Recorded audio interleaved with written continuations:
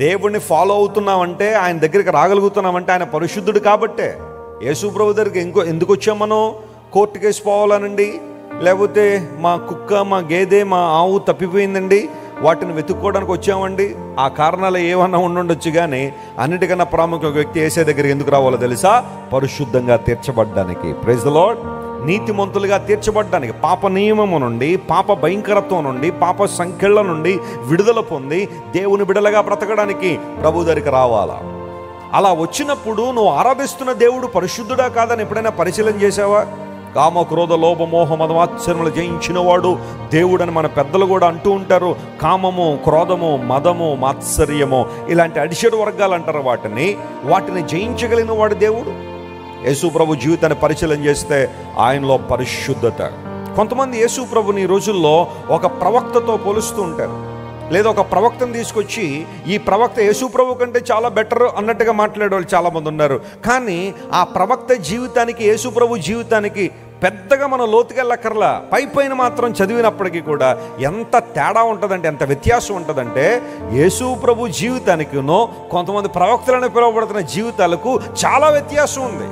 వారు చేసిన పాప కార్యాలు, భయంకర కార్యాలు ఒక్కొక్కటిగా వెలికి తీస్తే సామాన్య ప్రజలు కూడా అలాంటి పనులు చేయరేమో అనిపిస్తుంది. యేసు ప్రభు ఎందుకు ప్రత్యేకమైన వాడో తెలుసా? ఆయనలో పాపము లేదు. హల్లెలూయా. పాపరహితుడని యేసు ప్రభు. ప్రపంచంలో ఏ ఒక్కరూ చేయలేని ఒక అద్భుతమైన స్టేట్మెంట్ యేసే చేశారు. నాలో పాపమున్నదని మీలో ఎవరైనా స్థాపించగలరా?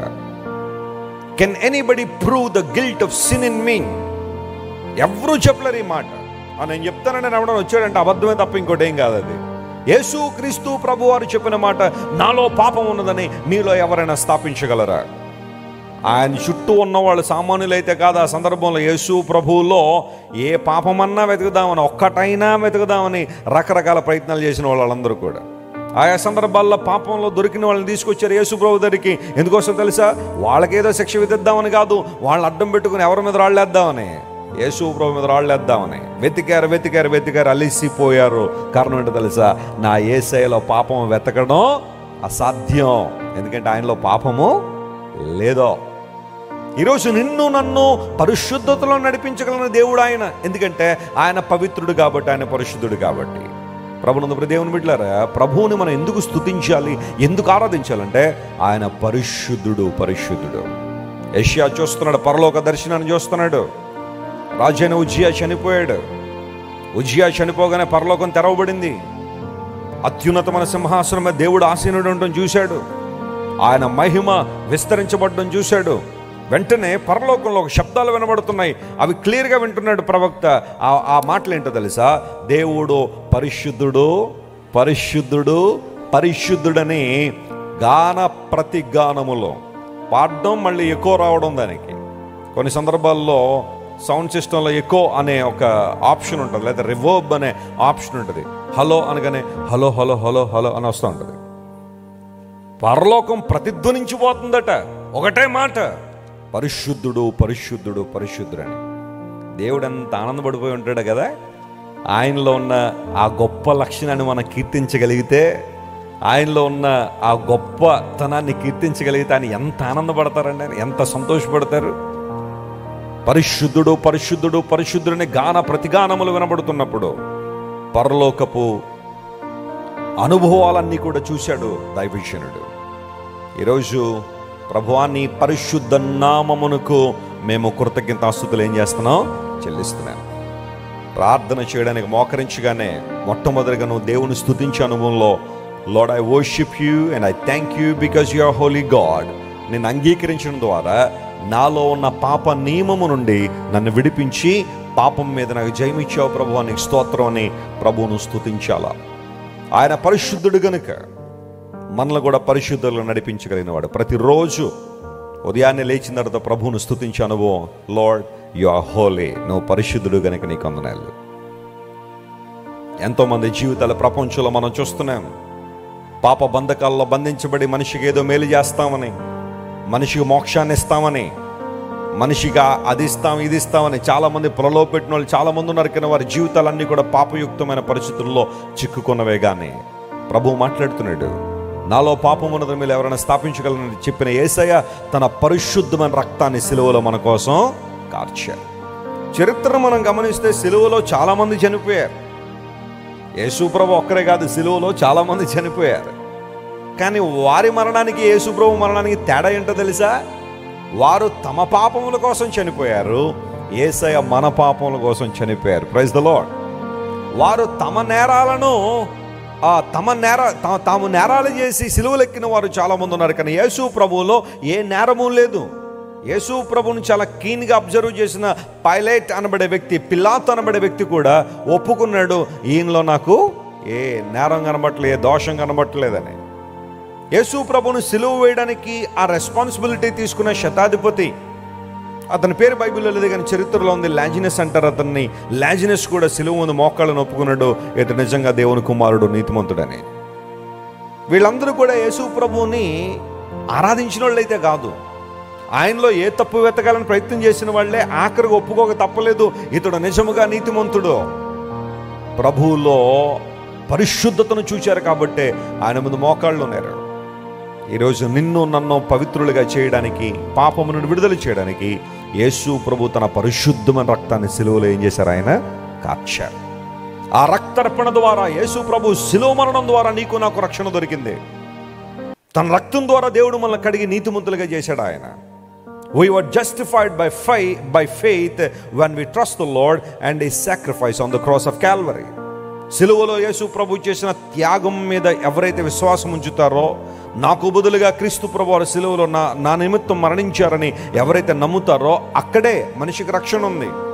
అయితే ఈ రోజుల్లో ఆ చిన్న విషయాన్ని నమ్మడానికి చాలామందికి మనసు ఉండట్లేదు, ముందుకు రావట్లేదు, అంగీకరించలేకపోతారు ఈ సత్యాన్ని. అపవాది వారిని వెనకకి లాగేశాడు. అక్కడే యేసు ప్రభు ఈ భూమి మీదకి వచ్చాడంటే ఆయన వచ్చారండి, మరి ఆయన ఉండబట్టే కదండి క్రీస్తు శకము, క్రీస్తు పూర్వం వచ్చిందని రాజకీయవేత్తలు కూడా క్రిస్మస్ సందర్భాల్లో చాలా విషయాలు చెప్పేస్తారు యేసు ప్రభు గురించి. మ్యాటర్ అక్కడ దొరుకుతుంది ఆయనకి. యేసు ప్రభు వచ్చారు కాబట్టి క్రీస్తు పూర్వం, క్రీస్తు శకం, మనం ఆయన శకంలో ఉన్నాం అనగానే కింద వాళ్ళందరూ చప్పలు కొట్టేస్తారు. ఎందుకోసం? ఏం చెప్పారండి అసలు ఆయన? That's true. ఆయన చరిత్రలోకి వచ్చాడనే మాట వాస్తవమే. యేసు ప్రభు అద్భుతమైన బోధలు చేశాడంటే ఎస్, ఆయన బోధలు ఈరోజున ప్రపంచంలో అన్ని వ్యవస్థలను ప్రభావితం చేస్తున్నాయి. ఒక్క వ్యవస్థనే కాదు, కుటుంబ వ్యవస్థను కానీ, దేశ వ్యవస్థను కానీ, అన్ని వ్యవస్థలను ప్రభావితం చేసే బోధలు యేసు ప్రభు చేశారు. యేసు ప్రభు ఈ లోకంలో వచ్చారు, ఆయన అద్భుతమైన బోధలు చేశారన్నంత మాత్రాన మనిషికి రక్షణ రాలా. ఆ విషయాలు నమ్మడం ద్వారా అసలు శిశులైన విషయం ఏంటో తెలుసా? ఆయన నీ పాపం నిమిత్తం మృతి చెందారు, ఆయన సిలువ మీద మరణించారు. అక్కడ నీకు రక్షణ ఉంది, అక్కడ నీ పాపాలు క్షమించబడే అవకాశం ఉంది. ఆయన కార్చిన అమూల్యమైన రక్తం ద్వారా, నిష్కళంకమును పవిత్రమైన రక్తం ద్వారా నీ జీవితాన్ని కడుక్కున్నప్పుడు పవిత్రుడిగా చేయబడే అనుభవాలు ఉన్నాయి. చాలామంది యేసు ప్రభు పుట్టారు, ఆయన బోధలు చేశారు, అక్కడితో ఆగిపోతున్నారు. కానీ ఆయన నీ కోసం చనిపడిన విషయం నీకు తెలుసా? అక్కడికి వచ్చేసరికి ఏమోనండి, ఎవరు చూసి వచ్చారో మనకేం తెలిసింది.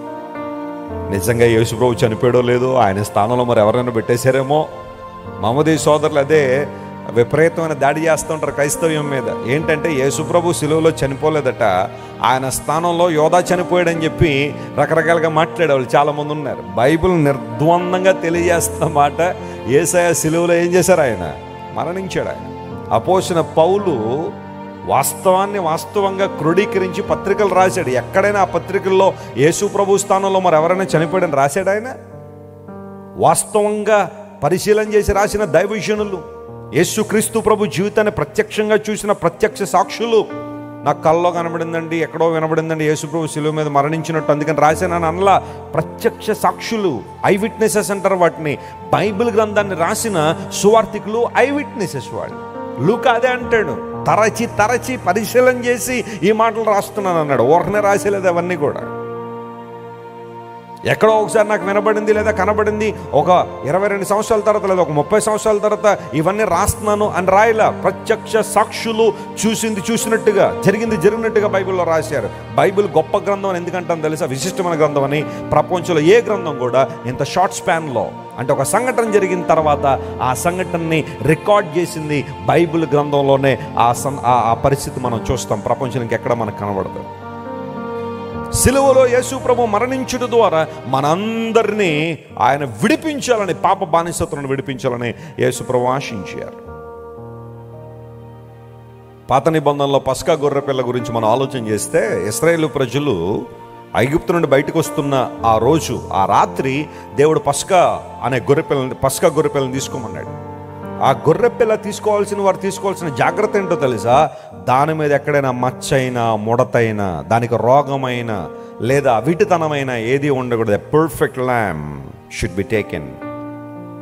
ఒక పరిపూర్ణమైన, ఒక చక్కని దోషము లేని గొర్రెపిల్లని తీసుకోవాలి. దాన్ని 4 రోజులు పరిశీలన చేయాలి. ఏమో హడావిడిగా తీసేసుకున్నామేమో.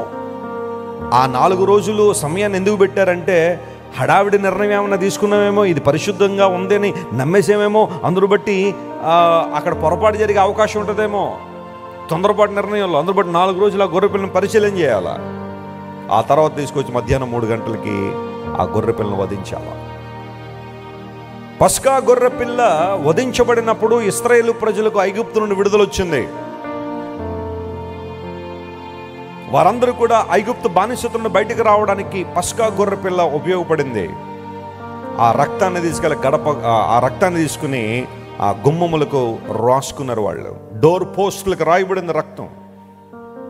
మరణదూత దాటి వెళ్తున్నప్పుడు ఏ ఇంటి మీద అయితే ఆ రక్తాన్ని చూసిందో, మరణదూత దాటి వెళ్ళిపోయింది. ఆ రక్తము లేని నీళ్లలో వధ, విచారం, దుఃఖం, జ్యేష్ఠ కుమారుడు చనిపోతున్న అనుభవాలు, బల ప్రారంభం. జ్యేష్ఠ కుమారుడు అంటే బల ప్రారంభం కుటుంబంలో. ఇశ్రాయేల్ ఇళ్లల్లో అందరూ కూడా సంతోషంగా ఉండడానికి కారణం, వారి ఇంటి ముందు గొర్రెపిల్ల రక్తం ఉంది. ఆ రక్తాన్ని ఎవరైతే తమ జీవితాలకు రాసుకున్నారో వారు కాపాడబడ్డారు. ఇది నమ్మడానికి నీకు మనసున్నా లేకపోయినా జాగ్రత్తగా విను. గొర్రెపిల్ల రక్తం ఆనాడు ఇశ్రాయేలును కాపాడింది. యేసయ్య రక్తం మాత్రమే ఒక మనిషిని ఎప్పుడైనా కాపాడగలదు. హల్లెలూయా. యేసయ్య రక్తం మాత్రమే మనిషికి పాపము నుండి ఏమిచ్చింది? విడుదల. ఐగుప్తు బానిసత్వం నుండి వారు బయటకు వచ్చారు. పాప బంధకాల నుంచి ఒక వ్యక్తి బయటకు రావాలంటే you have to come to the blood of Jesus. There is no other way. యేసు రక్తము తప్ప మనకు మరొక మార్గము లేదు. నీ కొరకు కార్చబడిన, చిందించబడిన యేసయ్య రక్తం పాప బానిసత్వం నేను విడుదల చేసి. ఏదైనా ఒక పాపానికి అడిక్ట్ అయిపోయావా? బయటకు రాలేకపోతున్నావా? అది ఏదైనా కావచ్చు. నేను పేర్లు చెప్పుకుంటూ వెళ్తుంటే చాలా ఉండొచ్చు. ఒక స్మోకింగ్ కావచ్చు, ఒక పోర్నోగ్రఫీ చూడటం కావచ్చు, లేకపోతే ఒక డ్రింకింగ్ కావచ్చు, బ్యాడ్ థాట్స్ కావచ్చు, బ్యాడ్ వర్డ్స్ కావచ్చు, బ్యాడ్ ఫెలోషిప్ కావచ్చు.